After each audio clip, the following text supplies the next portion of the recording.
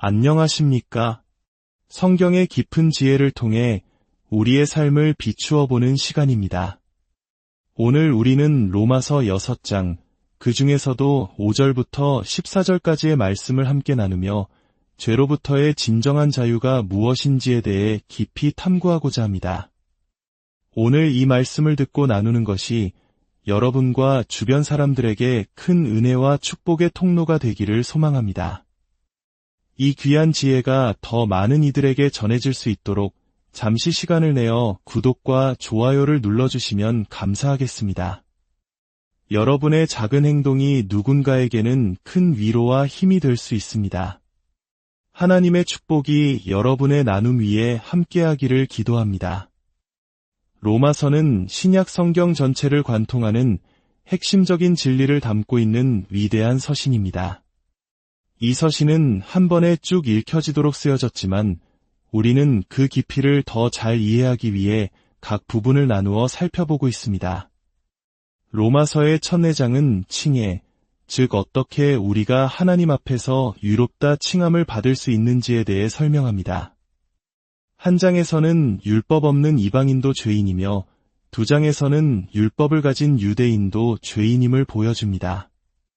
그리고 3장에서는 결국 모든 인간이 죄 아래 있으며 오직 예수 그리스도의 대속 사역을 통해서만 유로워질 수 있다는 위대한 선언을 합니다. 4장에서는 이 칭의가 오직 믿음으로 주어진다는 사실을 아브라함의 예를 통해 확증합니다. 그리고 이제 우리는 로마서 5장부터 8장까지 이어지는 칭의의 결과와 적용에 대한 부분으로 들어왔습니다. 이 부분은 보통 성화, 즉 거룩하게 되어가는 과정에 대해 다룹니다. 특히 오늘 우리가 살펴볼 6장을 제대로 이해하기 위해서는 5장에서 사도 바울이 제시한 매우 중요한 개념을 먼저 기억해야 합니다. 바로 첫사람 아담과 마지막 아담이신 예수 그리스도의 대비입니다. 이것을 신학적으로 대표의 원리라고 부릅니다. 조금 어려운 말처럼 들릴 수 있지만 사실 우리 문화 속에서도 비슷한 개념을 찾을 수 있습니다. 과거 우리 사회에서 한 집안의 가장, 즉 아버지가 내린 결정이나 행동이 온 가족의 명예와 운명에 영향을 미쳤던 것을 기억하실 겁니다. 가장이 나라에 큰 공을 세우면 온 가족이 영광을 얻고 반대로 큰 죄를 지으면 온 가족이 어려움을 겪었습니다. 이처럼 한 사람의 대표가 전체 그룹의 운명을 결정하는 것이 바로 대표의 원리입니다. 성경은 첫사람 아담이 모든 인류의 대표였다고 말합니다. 아담 한 사람이 불순종의 죄를 지었을 때 그 죄와 사망의 결과가 그에게 속한 모든 인류에게 미치게 되었습니다. 그래서 우리는 태어날 때부터 죄의 본성을 가지고 사망의 권세 아래 놓이게 된 것입니다. 하지만 로마서 5장은 여기서 절망적인 소식으로 끝나지 않습니다. 우리에게 새로운 대표, 마지막 아담이신 예수 그리스도가 오셨다는 놀라운 기쁜 소식을 전합니다. 첫 아담이 실패했던 바로 그 자리에서 마지막 아담이신 그리스도는 온전히 순종하심으로 승리하셨습니다. 그리고 이제 믿음으로 그리스도께 속한 모든 사람들은 그의 의와 생명을 상속받게 되었습니다. 우리는 태어남으로써 아담에게 속했지만 새로운 탄생, 즉 거듭남을 통해 그리스도께 속하게 된 것입니다. 이 놀라운 진리가 바로 로마서 6장을 여는 열쇠입니다. 그런데 여기서 많은 사람들이 복음을 오해하곤 합니다. 오늘날 많은 사람들이 어떻게 구원을 받습니까? 라는 질문에 이렇게 대답합니다. 제가 예수님을 제 마음에 모시기로 결심했어요. 제가 제 삶을 주님께 드리기로 결정했습니다. 이런 표현들 속에는 한 가지 공통점이 있습니다. 바로 나의 결단, 나의 행위가 구원의 중심에 있다는 생각입니다. 이것은 구원이 하나님과 인간의 협력으로 이루어진다고 보는 신인협력설적인 관점입니다. 하지만 성경이 말하는 복음은 다릅니다. 구원은 전적으로 하나님의 은혜이며 하나님의 단독 사역입니다. 우리는 죄로 인해 죽어 있었기 때문에 스스로 하나님을 선택하거나 결단할 능력이 없었습니다. 하나님께서 먼저 우리에게 찾아오셔서 우리를 다시 태어나게 하셨기에 비로소 우리가 믿을 수 있게 된 것입니다. 이 차이가 왜 중요할까요? 만약 우리가 나의 결단으로 구원을 얻었다고 생각하면 삶에서 죄의 문제에 부딪혔을 때 어떻게 해결하려고 할까요? 아마도 내가 다시 한번 결단해야지, 내가 더 노력해야지, 더 굳게 헌신해야지 라고 생각할 것입니다.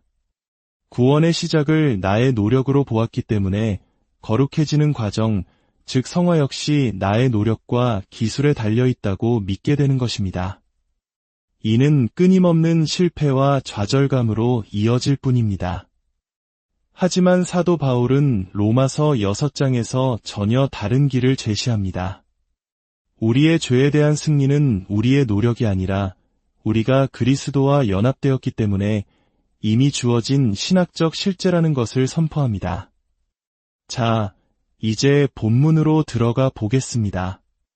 로마서 6장 5절부터 14절을 읽다 보면 두 가지 표현이 계속해서 반복되는 것을 발견할 수 있습니다. 하나는 죽음 또는 죽었다는 표현이고 다른 하나는 그분 안에서 그리스도와 함께라는 표현입니다. 바울은 이 두 기둥을 통해 우리가 죄에 대해 승리하는 비밀을 설명합니다. 첫째, 죄에 대한 승리는 아담 안에 있는 자들에게는 불가능합니다. 6절을 보면 우리의 옛사람이 예수와 함께 십자가에 못 박힌 것은 죄의 몸이 죽어 다시는 우리가 죄에게 종 노릇하지 아니하려 함이니라고 말씀합니다. 그리스도 안에 있기 전에, 즉 아담 안에 있을 때 우리의 신분은 죄의 종이었습니다.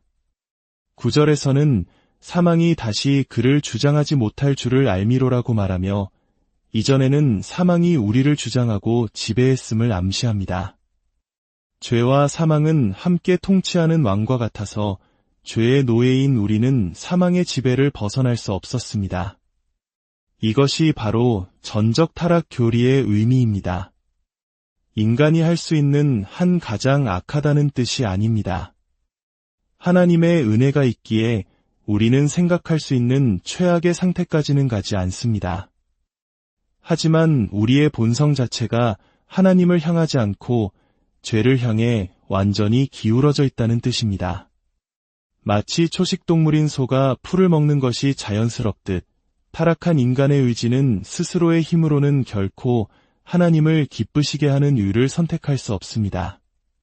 겉으로 선해 보이는 행동을 할 때조차도 그 동기가 하나님의 영광이 아닌 자기 만족이나 자기 자랑에 있다면 그 역시 하나님 앞에서는 죄가 될 뿐입니다. 로마서 8장 8절은 명확하게 선언합니다. 육신에 있는 자들은 하나님을 기쁘시게 할 수 없느니라. 이것이 거듭나기 전 우리의 비참한 실상이었습니다. 둘째, 그러나 죄에 대한 승리는 그리스도 안에 있는 자들에게는 필연적입니다. 이것이 바로 로마서 6장의 놀라운 반전입니다. 5절 말씀을 보십시오. 만일 우리가 그의 죽으심과 같은 모양으로 연합한 자가 되었으면 또한 그의 부활과 같은 모양으로 연합한 자도 되리라. 우리가 그리스도와 연합되었기 때문에 그의 죽음이 곧 우리의 죽음이 되었고 그의 부활 또한 우리의 부활이 될 것이라는 약속입니다. 이것은 단지 미래에 있을 육체의 부활, 즉 종말론적 소망만을 의미하지 않습니다. 바울은 이 진리가 지금 여기에서 우리의 삶에 어떤 의미를 갖는지를 설명합니다. 6절과 7절을 다시 보십시오. 우리의 옛사람이 그리스도와 함께 십자가에 못 박혔고 그 결과 우리는 더 이상 죄의 종이 아니게 되었습니다. 왜냐하면 이는 죽은 자가 죄에서 벗어나 의롭다 하심을 얻었음이라고 선언하기 때문입니다. 그리스도께서 십자가에서 죽으셨을 때 우리 또한 그분 안에서 함께 죽었습니다. 그의 죽음은 죄의 형벌을 지불했을 뿐만 아니라 죄의 권세 그 자체를 깨뜨리는 죽음이었습니다. 따라서 그리스도와 연합된 우리는 법적으로 그리고 실제적으로 죄의 지배로부터 해방되었습니다. 이것은 우리가 앞으로 죄를 전혀 짓지 않는 완전한 사람이 된다는 뜻은 아닙니다. 그러나 이제 죄는 더 이상 우리의 왕이 아니며 우리는 죄의 명령에 복종해야 할 의무가 없는 자유인이 되었다는 뜻입니다. 요한일서 3장 9절은 이렇게 증언합니다. 하나님께로부터 난 자마다 죄를 짓지 아니하나니 이는 하나님의 씨가 그의 속에 거함이요 그도 범죄하지 못하는 것은 하나님께로부터 났음이라. 이것은 그리스도인의 삶에 성화의 열매가 나타나는 것이 필연적임을 보여주는 강력한 말씀입니다. 셋째, 이 승리는 그리스도의 사역이 우리에게 적용됨으로써 보증됩니다. 그렇다면 이 놀라운 신학적 진리를 우리는 어떻게 삶으로 살아낼 수 있을까요? 바울은 11절부터 우리에게 구체적인 명령을 제시합니다. 여기서 우리는 서술과 명령의 관계를 보게 됩니다. 바울은 이것이 바로 당신의 신분입니다. 그러므로 이렇게 살아가십시오 라고 말하는 것입니다. 첫 번째 명령은 11절에 나옵니다. 이와 같이 너희도 너희 자신을 죄에 대하여는 죽은 자여 그리스도 예수 안에서 하나님께 대하여는 살아있는 자로 여길지어다. 여길지어다라는 말은 회계 용어로서 계산하다, 간주하다라는 뜻입니다. 이것은 없는 사실을 억지로 믿으라는 자기 최면이 아닙니다. 이미 객관적인 진리가 된 사실에 우리의 생각과 인식을 일치시키라는 명령입니다. 여기에 아주 적절한 역사적 비유가 있습니다. 1945년 8월 15일 우리 민족은 해방을 맞았습니다. 법적으로, 공식적으로 우리는 더 이상 식민지 백성이 아니었습니다. 하지만 수십 년간 몸에 밴 노예의 근성과 패배주의적 사고방식이 하루아침에 바뀌지는 않았을 겁니다. 그때 누군가가 이렇게 외쳤다고 상상해 보십시오. 여러분, 우리는 이제 자유인입니다. 자유인답게 생각하고 자유인답게 행동하십시오. 이 외침이 자유를 만들어낸 것이 아닙니다. 이미 주어진 자유라는 진실에 맞게 살아가도록 사람들의 인식을 일깨워주는 것이었습니다.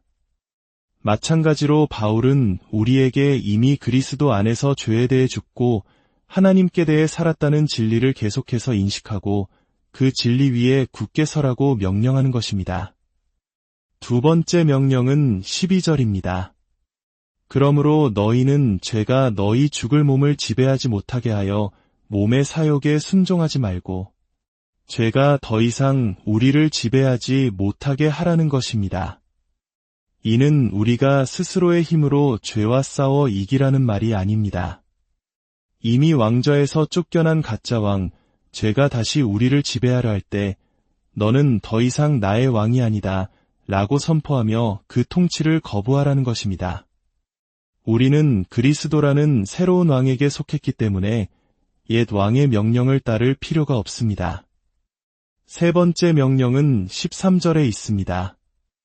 또한 너희 지체를 불의의 무기로 죄에게 내주지 말고 오직 너희 자신을 죽은 자 가운데서 다시 살아난 자같이 하나님께 드리며 너희 지체를 의의 무기로 하나님께 드리라. 여기서 무기라는 단어는 군사 용어입니다. 우리의 몸, 우리의 시간, 우리의 재능, 우리의 모든 것을 죄를 위한 무기가 아니라 하나님의 의를 이루는 영광스러운 무기로 드리라는 것입니다. 이것은 소극적으로 죄를 피하는 것을 넘어 적극적으로 하나님께 우리 자신을 헌신하는 삶을 말합니다.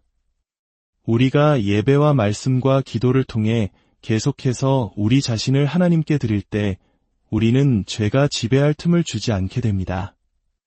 그리고 바울은 이 모든 명령의 대미를 14절의 위대한 약속으로 장식합니다. 네 번째, 이것은 명령이라기보다는 모든 명령의 근거가 되는 보증입니다. 제가 너희를 주장하지 못하리니 이는 너희가 율법 아래에 있지 아니하고 은혜 아래에 있음이라. 우리의 최종적인 승리는 우리의 결심이나 노력에 달려있지 않습니다. 그것은 우리가 더 이상 행위의 율법 아래 있지 않고 값없이 주시는 하나님의 은혜 아래 있기 때문에 보장됩니다. 우리의 구원과 성화는 처음부터 끝까지 하나님의 은혜의 선물입니다. 사랑하는 여러분, 죄와의 싸움에서 지쳐 있습니까? 반복되는 실패에 낙심하고 있습니까? 오늘 로마서 6장의 말씀을 기억하십시오. 여러분의 승리는 여러분의 노력에 달려있지 않습니다. 여러분의 승리는 2000년 전 골고다 언덕에서 이미 완성되었습니다. 여러분은 그리스도와 함께 죄에 대하여 죽었고 그리스도와 함께 하나님을 향하여 살아났습니다. 여러분의 죄는 이미 십자가에 못 박혔습니다. 마치 십자가에 달린 죄수가 처음에는 고통스럽게 소리치지만 시간이 지날수록 그 소리가 잦아들고 결국 숨이 끊어지는 것처럼 우리 안에 있는 죄의 세력도 우리가 계속해서 십자가의 진리를 붙들 때 그 힘을 잃고 죽어가게 될 것입니다. 그 죽어가는 죄에 동정심을 갖지 마십시오. 그 죄를 십자가에 그대로 두십시오. 그리고 여러분 자신을 의의 무기로 하나님께 온전히 드리십시오. 이것이 그리스도께서 우리에게 주신 진정한 자유이며 영광스러운 승리의 삶입니다. 하나님의 크신 은혜와 평강이 이 말씀을 듣는 모든 분들의 삶에 강물처럼 흐르기를 기도합니다. 그리스도 예수 안에서 주어진 참된 자유와 승리를 매일 누리며